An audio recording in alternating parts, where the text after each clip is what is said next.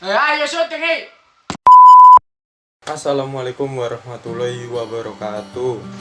Perkenalkan, nama saya Mursidun Hanif dari kelas 3F absen 19, program studi D4 Manajemen Pemasaran, jurusan Administrasi Niaga. Pada video kali ini saya akan memaparkan dan menjelaskan dari tugas e-commerce dosen pengampu Bapak Mustafa.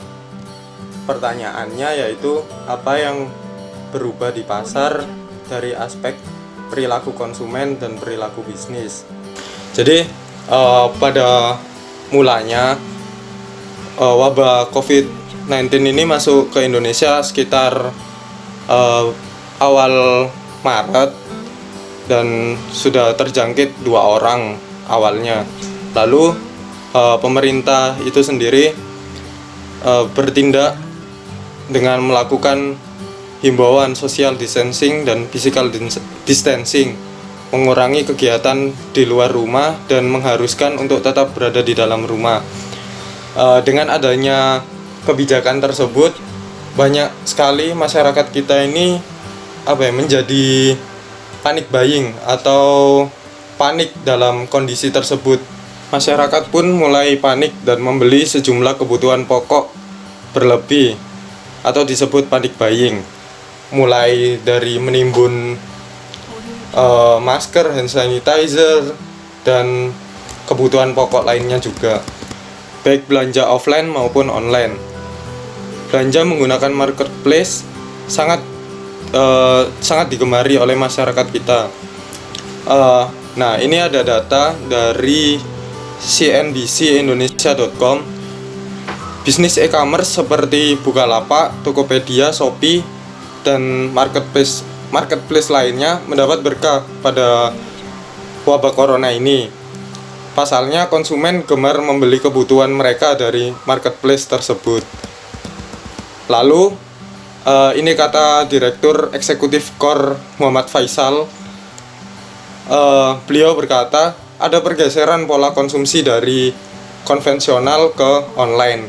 Namun penurunan masih tetap ada. Ada pergeseran pola konsumsi. Jadi mungkin dari dari biasanya beli cuman untuk 1 bulan sekali, ini menjadi lebih banyak dari biasanya. Lalu dilanjutkan lagi, kata Pak Muhammad Faisal, hanya saja ada variasi pertumbuhan e-commerce antara satu jenis produk dengan lainnya. Untuk golongan makanan, penjualan via e-commerce masih tetap positif, tapi durable goods akan turun. Jadi dari perkataan Muhammad Faisal ini, kalau saya terjemahkan ya, untuk golongan makanan penjualan via e-commerce masih positif, akan tetapi durable goods akan turun. Nah, ada peningkatan pembelian dalam golongan makanan ini, akan tetapi durable goods atau barang tahan lama itu memiliki penurunan dalam penjualannya. Lalu masyarakat antusias belanja online di tengah pandemi virus corona. Ini udah jelas ya. Lalu perusahaan ekspedisi mengalami lonjakan yang tajam seperti yang dilansir supplychainindonesia.com.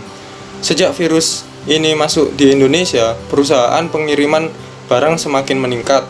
Perusahaan mencatat kenaikan mencapai 80%. Jadi dari 80% itu 60% sampai 70%-nya transaksi pengiriman barang dilakukan oleh e-commerce. Jadi banyak sekali masyarakat kita membeli secara online dan melakukan pengiriman melalui ekspedisi yang ada di Indonesia.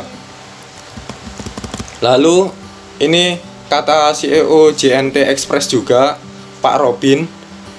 Di tengah pandemi virus corona ini, pihaknya melakukan tindakan preventif kepada para karyawan Tindakan preventif tersebut merupakan upaya agar pengiriman barang dari transaksi jual beli online tidak terganggu. Lalu, langkah-langkah yang diambil oleh CEO JNT Express ini melakukan SOP tersendiri ataupun treatment khusus untuk menangani selama pandemi corona ini. Jadi yang pertama, karyawannya harus menggunakan masker dan sarung tangan, baik saat menyortir barang maupun pengambilan barang.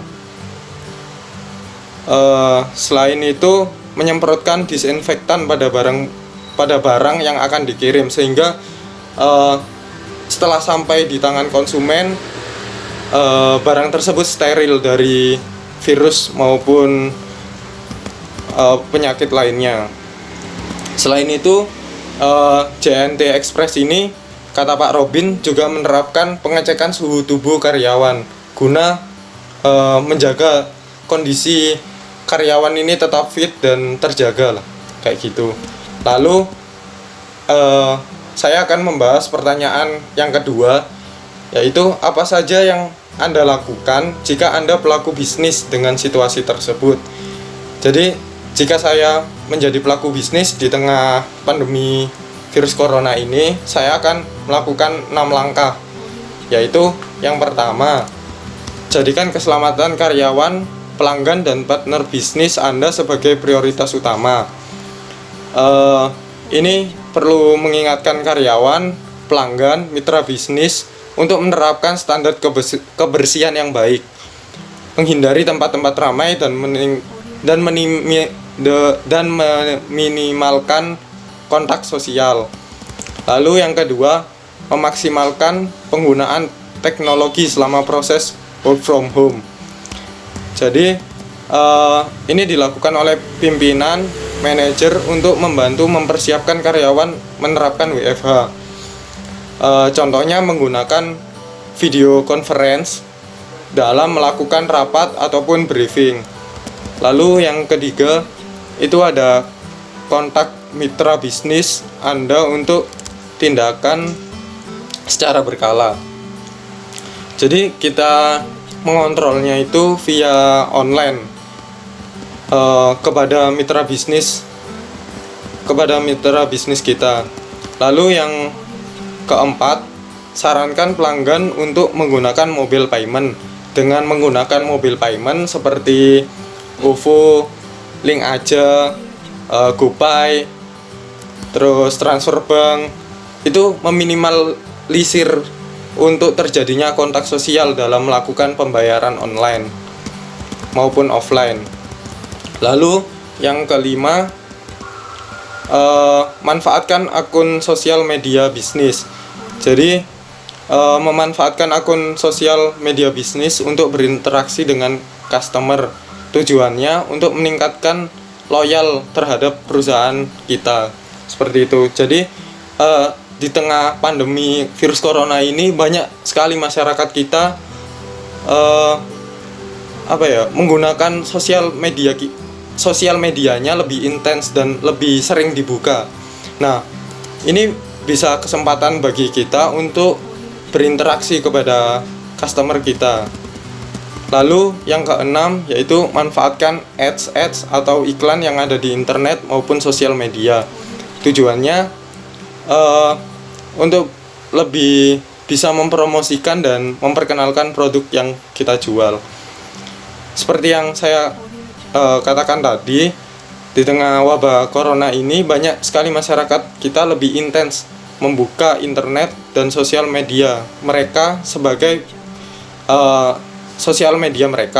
sebagai perusahaan e-commerce, harusnya bisa melihat peluang tersebut untuk lebih sering mengiklankan produk kita kepada di sosial media ataupun ads yang ada di internet. Itu juga akan meningkatkan penjualan kita dan tentunya tidak meminimalisir kerugian di saat pandemi virus corona ini. Saya rasa cukup sekian pemaparan dan pembahasan saya terkait dengan tugas UTS e-commerce ini. Kurang lebihnya saya mohon maaf. Wassalamualaikum warahmatullahi wabarakatuh. Tetap sehat dan tetap semangat. Jadi